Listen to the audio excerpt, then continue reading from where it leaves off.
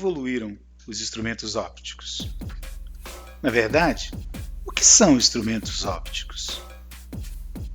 Esses instrumentos são equipamentos que foram construídos para auxiliar a visualização daquilo que seria muito difícil ou até impossível de se enxergar a olho nu ou sem esses equipamentos. São utilizados no nosso dia a dia para observarmos desde organismos microscópicos até outros planetas, galáxias. O instrumento mais antigo que se tem notícia talvez seja o Gnomon. Esse instrumento foi criado a partir do momento em que se necessitou ter maior precisão quanto ao posicionamento. Era um instrumento simples. A observação da sombra nesse instrumento, provocada pelos raios solares, permitia materializar a posição do Sol no céu ao longo do tempo. Outros equipamentos foram mais eficientes. O astrolábio foi um deles.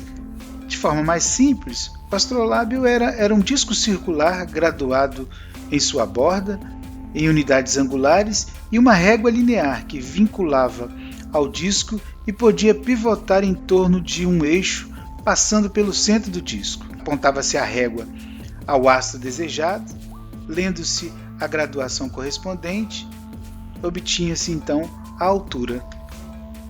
Outro instrumento que segue nessa linha é o sextante.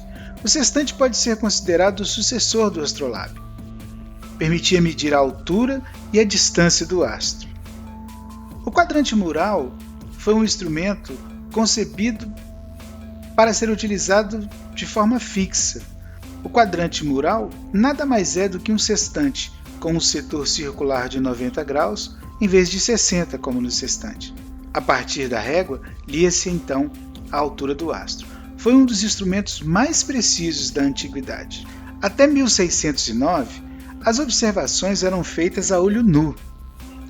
Nesse tempo, Galileu Galilei, ouvindo falar sobre um instrumento capaz de aproximar as imagens, construiu uma luneta pela primeira vez. E pela primeira vez, o homem pôde ver o céu de mais perto. A luneta foi descoberta na Holanda e usada por Galileu para observar os céus. Basicamente, um tubo com uma lente convergente e uma lente ocular, que serve para ampliar a imagem. Na linha do processo evolutivo, o grande passo foi a construção do telescópio refletor. No início do século XVII, Isaac Newton propôs substituir a lente coletora por um espelho côncavo. Desta forma, nasce o telescópio refletor, baseado em um espelho e não mais em lentes. Desta forma, houve um barateamento no custo da construção destes equipamentos, e foi então possível a construção de grandes telescópios refletores, ampliando as buscas pelo céu. Os radiotelescópios foram um avanço seguinte. Muitos astros emitem parte de sua energia em forma de ondas de rádio, o que não é percebido pelo olho humano.